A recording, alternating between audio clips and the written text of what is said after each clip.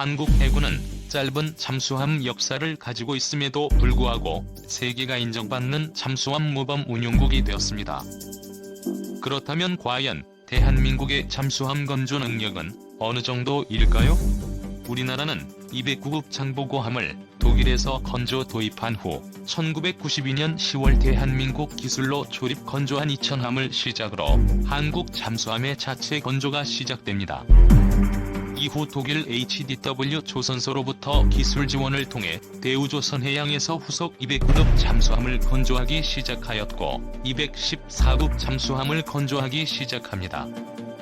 이러한 일련의 과정을 통해 한국은 세계 12번째로 잠수함 설계 및 건조 가능 국가가 됩니다. 이 중 잠수함 실적을 가진 나라가 9개국인데 대한민국도 인도네시아와 잠수함 수출을 체결함으로써 잠수함 수출국이 됩니다. 다른 나라의 잠수함 건조 능력에 대해서 간단히 살펴보자면 먼저 스페인은 잠수함 건조 역사에 커다란 오점을 남긴 적이 있습니다. 2013년 잠수함 건조 사업에 관한 충격적인 뉴스가 보도되었는데 7천억 이상을 들여 건조 중이던 스페인의 S-82급 잠수함인 페라람이 설기보다 톤수가 75톤에서 100톤이 초과되어 잠원 후 부상이 불가한 상태가 되었다는 소식이었습니다.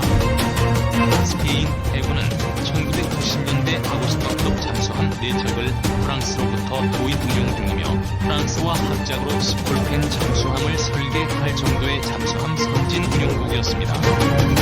하지만 중량 통제의 실패로 설계 대비 중량이 초과한 잠수함을 건조하게 되었고 후속 조치를 위한 막대한 추가 재원을 투입해야만 하는 사건이 발생한 것입니다. 이 사건은 돈은 돈대로 날리고 시간은 시간대로 버린 사건으로 전 세계적인 망신 이슈가 됩니다. 스페인의 헤랄 잠수함과 같이 되지 않으려면 잠수함을 설계 건조하기 위한 핵심 기술과 핵심 인력을 보유하고 발전시켜야 합니다. 잠수함 사업을 안정적이면서도 효율적으로 추진하기 위해서는 2개의 조선소가 교부로 잠수함을 수조하다 건조하는 방식을 씁니다. 대표적으로 미국의 EB와 NN 조선소, 일본의 미쯔비시와 가와사키 조선소가 있습니다. 이는 주기적인 건조 물량이 조선소에 제공되어 안정적으로 인력을 운용할 수 있고 장기적인 잠수함 건조 계획이 제공되므로 잠수함에 관한 핵심 기술 개발이 지속적으로 이루어질 수 있기 때문입니다. 또한 조선소 간 과도한 경쟁을 유발하지 않으며 무엇보다 핵심 인력의 유출을 막을 수 있기 때문입니다. 대한민국 잠수함 사업 분야에서 직접적으로 건조 능력을 보유하고 있는 조선소는 대우조선해양과 현대중공업입니다.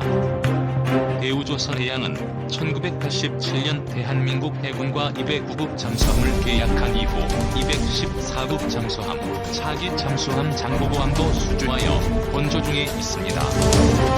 또한 2011년에는 인도네시아 해군과 3척의 잠수함 수출 계약을 달성하여 세계에서도 주목받는 잠수함 건조 조선소가 되었습니다. 또한 대우조선해양은 2003년과 2009년에 노후화된 인도네시아 잠수함 2척의 창정비를 수주하여 계약기간 내 완벽한 정비를 마침으로써 인도네시아가 고마움을 표시하려 했습니다. 현대중공업 한국해군의 214급 잠수함 사업을 최초로 계약한 이래 수척의 214급 잠수함을 건조하였으며 앞으로도 여러 잠수함 건조 사업을 진행할 계획입니다. 209급에 비해 한 단계 도약한 214급 잠수함의 건조 능력 확보는 2020년대 가지게 될 장보고 3급 잠수함 확보에 큰 기여를 하였습니다.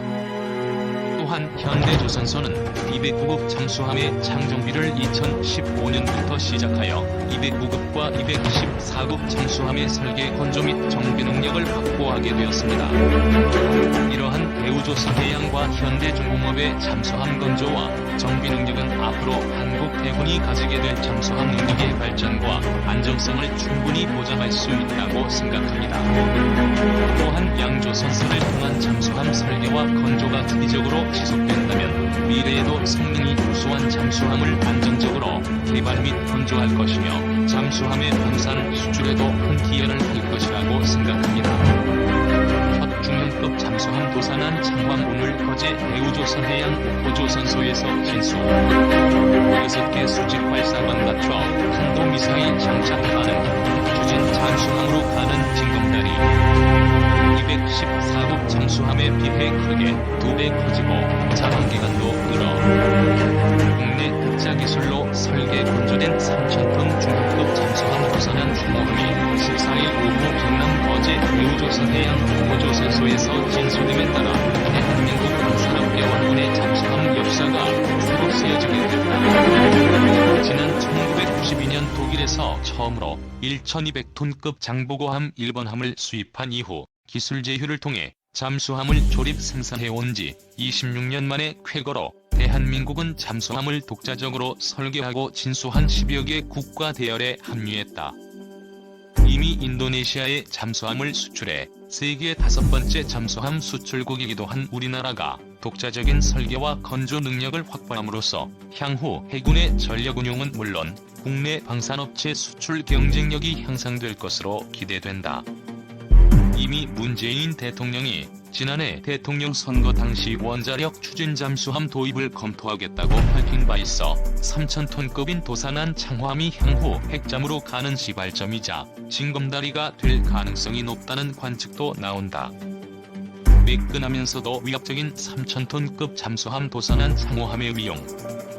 지난 12일 오후 버스를 타고 대우조선해양 옥포조선소로 들어가 대형 크레인이 욱뚝욱뚝 솟은 공장을 한 바퀴 휘돌자 바다가 맞닿은 곳의 검정색이지만 연한 보랏빛 기운이 감도는 듯한 도산한 창호함이 위용을 자랑하고 있었다.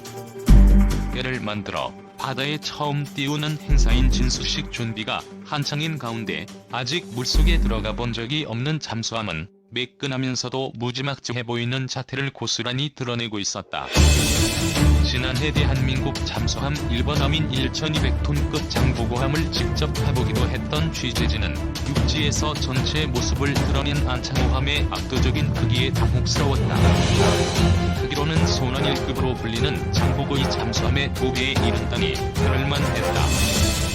방위사업청 차세대 잠수함 사업단의 강준구 대령은 잠수함에 장착된 전투 제휘와 적 탐지를 위한 소나체계 등 핵심 장비들이 모두 국내에서 개발돼 국산화율이 76%에 달한다며 굳이 국내 개발이 필요 없는 부품들만 수입해서 쓴 것으로 보면 된다고 말했다.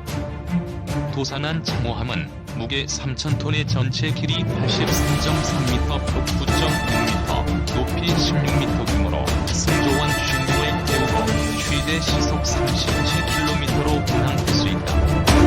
잠수함 작전의 핵심이라 할 수 있는 자항기간이 최대 20일을 이루는 것으로 알려졌다. 추진 방식은 디젤 납축전지와 산소와 수소를 화학 반응시켜 전기를 만들어내는 공기불도 추진 체계를 동시에 갖추고 있다.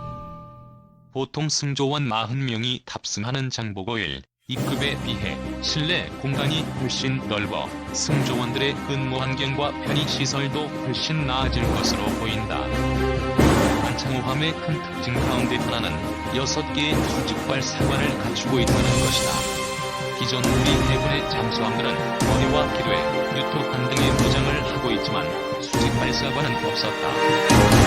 수직발사관은 단순히 적군정이나 잠수함을 공격할 수 있는 단순한 어뢰가 아니라 지혜적 핵심 시설을 타격할 수 있는 탄도미사일을 장착할 수 있다는 의미다.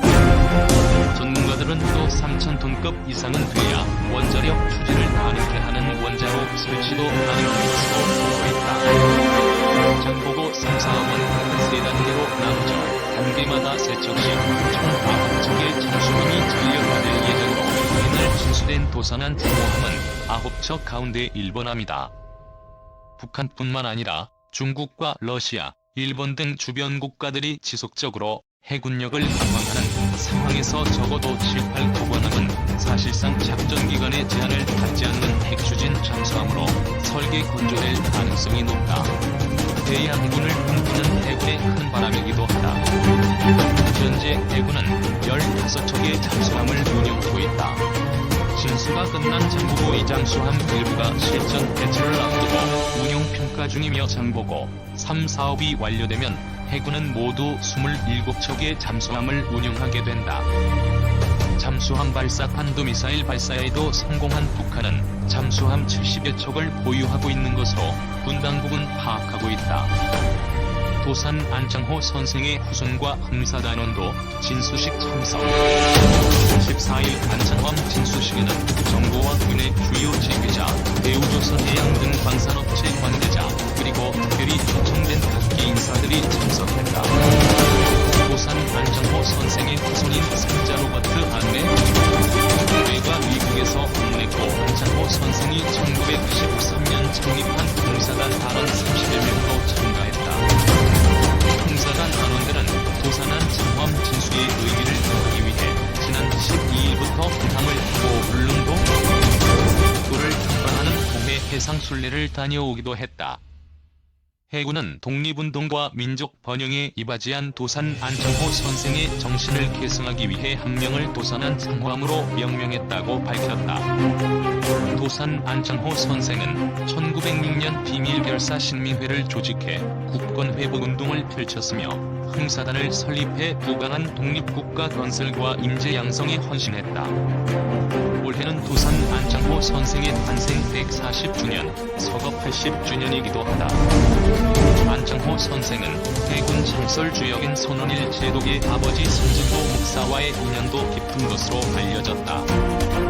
손 목사는 임시정부 임시의정원 의장으로 도산 안창호 선생과 함께 임시정부를 이끌었으며 흥사단 활동에도 참여했다. 도산안 창호함은 앞으로 인수평가 기간을 거쳐 2020년에서 2021년 사이에 해군에 인도되며 이후 1년간의 전력화 과정을 마치고 실전 배치될 예정이다.